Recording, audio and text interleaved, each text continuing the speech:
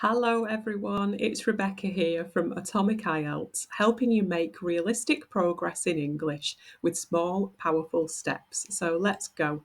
Today I've got a quick vocabulary lesson on the theme of family and relationships. It's 3 phrasal verbs and they're more formal, non-phrasal equivalents. But firstly, what's a phrasal verb? Well, it's a verb that is used together with a particle, and that particle is usually a preposition, such as up, down, about, over, on. And phrasal verbs are used in everyday speech. They're often informal, but there are so many of them that it's understandable why some English learners find them an absolute nightmare. They're often impossible to translate directly into other languages, so a little bit like idioms in that sense. Also, if you change the particle, the preposition, you change the meaning, so it's easy to get things mixed up. Some have more than one particle, come up with, get up to, like you see on screen, 2 particles after the verb. And some phrasal verbs have a lot of different meanings. I can think of 4 that come round means 4 different ways you can use that. Can you? That's a lesson for another day, or maybe you want to challenge yourself today and leave me the 4 definitions of come round in the comments, okay? But sticking with today's lesson, the best way to learn difficult things like this, a little at a time. Small steps for more solid results. That's the way we do things at Atomic IELTS. Small, manageable steps that lead to bigger, better results. So today, just 3 phrasal verbs connected with family and relationships. I've got the phrasal verbs on the left and their formal, non-phrasal equivalents on the right. Can you match them up first of all? Pause the video if you need to. Okay, that's right. So to bring someone up means to raise someone from child to adult. Look up to someone, that means to admire and respect someone. To take after someone, that means you share similar characteristics with someone, be that either looks or personality traits.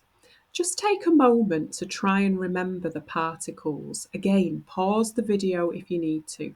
Bring up, look up to, take after. Also, remember where the object goes. In this case, the object is someone. Does it go in the middle of the verb or after the verb? Bring someone up. Look up to someone. Take after someone. Let's practice now with a few exercises. Okay, which phrasal verb? Can you fill in this gap with the correct phrasal verb? Choose from the bottom right of the screen. Pause the video while you think. Okay, are you ready? My sister takes after our mum in both looks and personality, but I'm generally more like my dad. Take after someone. Okay, the formal equivalent, my sister shares similar looks and personality traits with our mother, but I'm generally more similar to my father. Notice that we've replaced the phrasal verb with the words shares similar, but we've also replaced informal mum and dad with mother and father, and the word like with similar. Like my dad, similar to my father.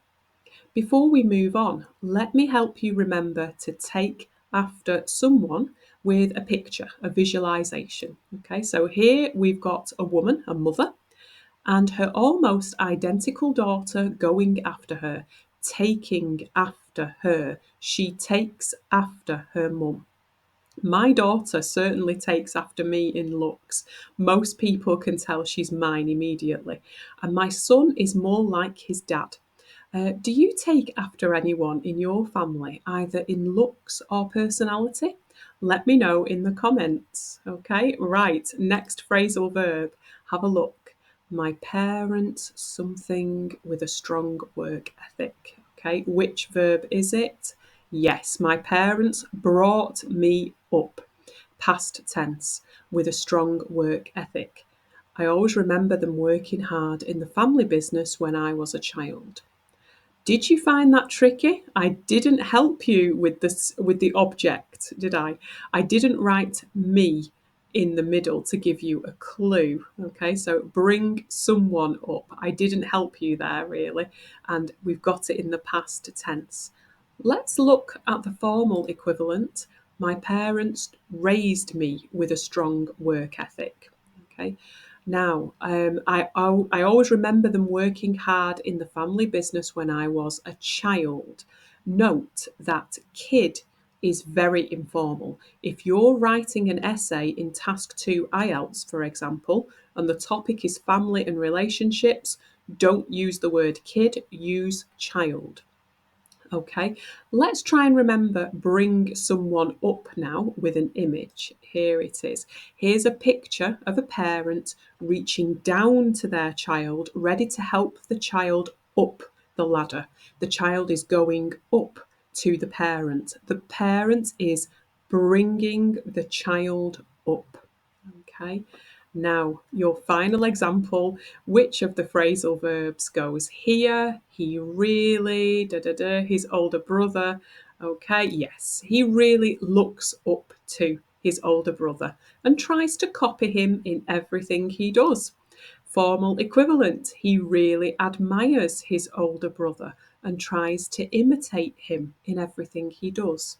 Looks up to becomes admires, copy becomes imitate, and if you notice, I've even removed the exclamation mark from the informal version and replaced it with a full stop. Remember, in formal writing, in IELTS Task 2 essay, for example, there isn't really a place for an exclamation mark. It's too expressive. It's meant to be formal in Task 2. Save the exclamation for your Task 1 writing if you're doing IELTS general training and need to write a letter to a friend in the Task 1 exam. Okay, in the writing exam Task 1. That's when you can use an exclamation mark. General training, writing Task 1 if you're writing to a friend. Okay. Finally, quick visualization. Here is a young boy physically looking up to his dad. I've written the preposition to, okay, because when we physically, if we check out the sky, we're looking up at the sky. Okay, that's physically looking up at something, but we're looking up to someone. To changes the meaning. That means admire and respect. Look up at means just observe the sky. Look up to someone, admire them. And that's it. 3 phrasal verbs connected with family and relationships for you to advance your English skills. Now, for those of you taking the IELTS exam soon, let me just quickly finish by mentioning how and why this lesson is relevant to or connected with the IELTS exam. Well, the words and phrases are to do with family and relationships, which is one of the topics you might be asked about. Phrasal verbs used correctly are a sign of more advanced informal English. So do this properly and correctly in your speaking exam and you're unlocking the door to higher band scores. Learning the more formal equivalent of the phrasal verbs will help you in your written exam, especially the Task 2 essay, where the tone, of course, is always formal. And of course, anything that expands your vocabulary is good from an English language perspective. It's not just for IELTS, it's your English for life here. In any case, if you found this video helpful, please share it, let us know. We really appreciate your feedback here at Atomic IELTS. And finally, if you've decided that this is the year that you take your IELTS exam and you'd like to work with me, then I'd love to personally welcome you to the Atomic IELTS community. That's where I run intensive courses with my brilliant friend and colleague Sandra to get you fully prepared for the IELTS exam and ready to maximise your potential in your dream professional future. AtomicIELTS.com. You can enrol in the community there and find IELTS solutions to fit your time, to fit your budget. It's so much more than an exam preparation course. It's a community full of other like-minded professionals like you, and Sandra and I coach you into taking small, powerful steps. That's where Atomic comes in, to achieve and fulfill your dreams. There's as much or as little as you like, but absolutely everything you need for the IELTS. Live weekly lessons, self-study material, recorded lectures on all the skills, mindset coaching, affiliate programs for you to earn while you help others learn. Have a look at our site, and I hope to see you in the community. In any case, I hope this video was of help in improving your everyday English skills for your personal or professional growth. Keep taking small, meaningful steps to power your future with us at Atomic IELTS. Thanks a lot, and see you again soon.